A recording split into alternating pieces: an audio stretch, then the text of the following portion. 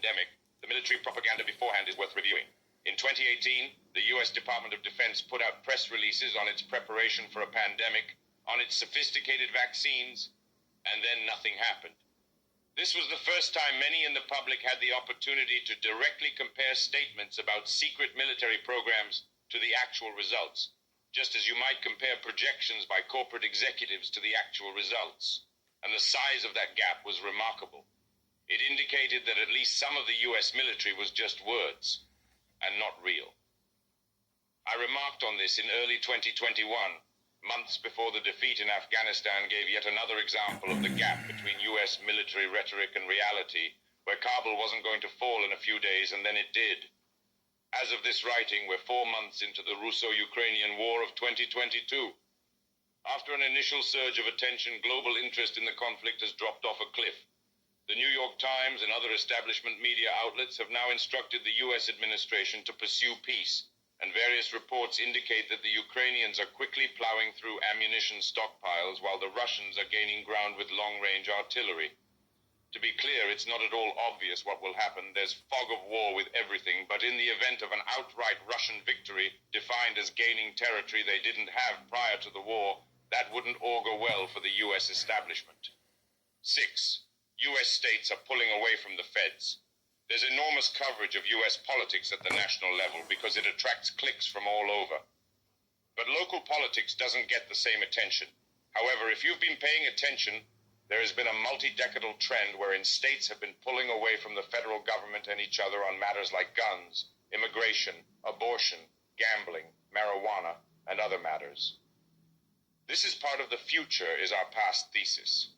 It's reversing the de facto 10th Amendment repeal by FDR's government, and more broadly is part of the gradual Western decentralization since the peak centralization of 1950.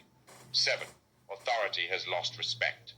The old American left said something like, "We all need to work for the common good," while the old right said something like, "Pay your dues and you'll achieve the American dream." The new left says, "We are all equal," and the new right says, "You ain't the boss of me."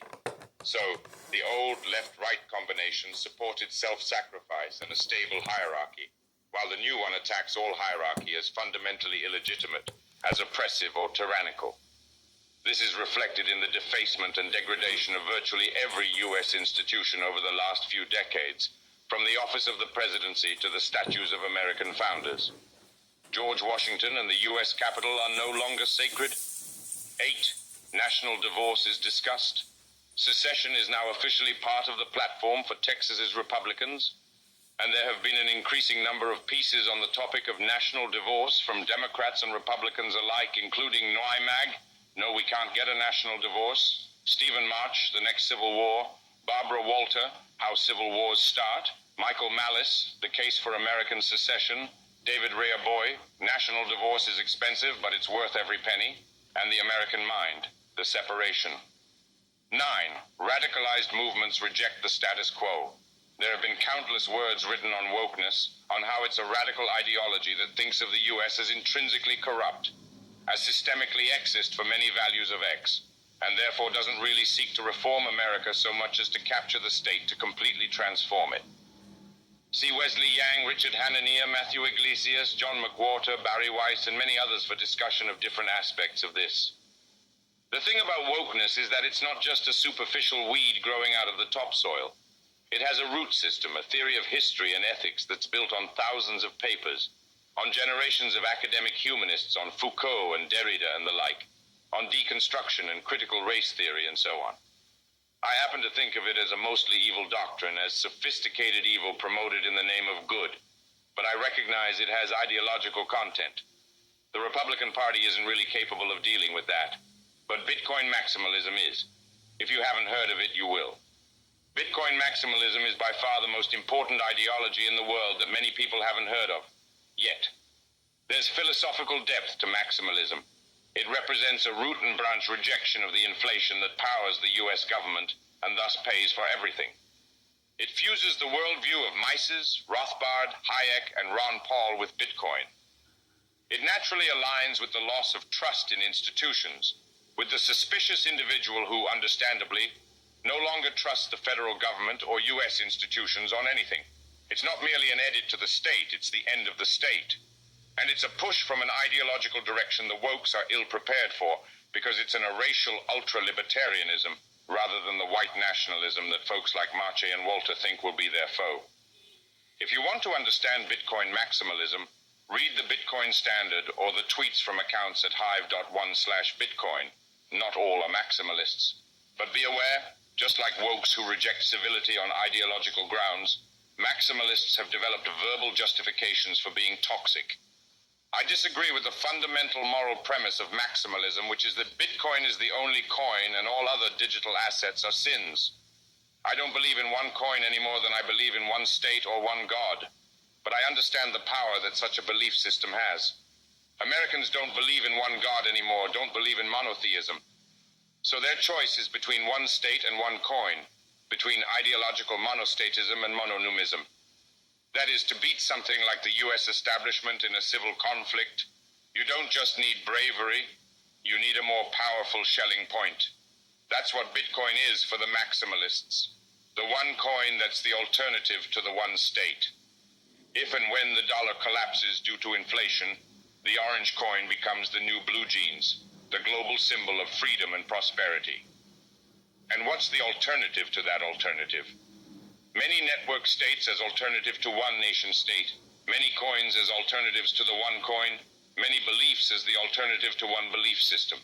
That's the polystatist, polynumist, polytheist model we described later on in the Recentralized Center. 10. Bitcoin seizure could be the trigger event. All of this is a combustible mix, and there are many possible trigger events.